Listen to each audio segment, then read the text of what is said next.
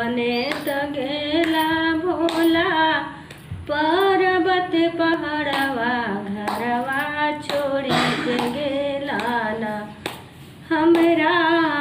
कोठवा हो अटरिया गरवा छोड़ी के गेला ना अपने तो गेला भोला पर्वत हो पहाड़वा घरवा छोड़ी के गेला ना हमरा कोठवा हो अटरिया गरवा छोड़ी के गेला ना साखिया सले हरे भोला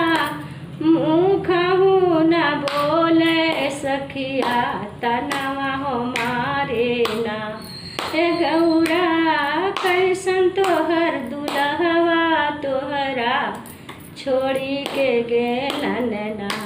ए गौरा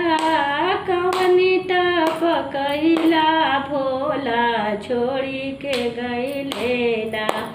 नाही रहबो ए भोला कोठवा हो अटरिया संघवा ले हो चलाना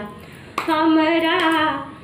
पर्वत हो पहाड़वा संघवा ले हो चलाना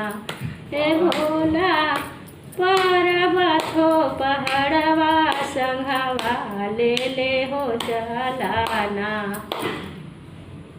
प्रेम से बोले भोले बाबा की जय।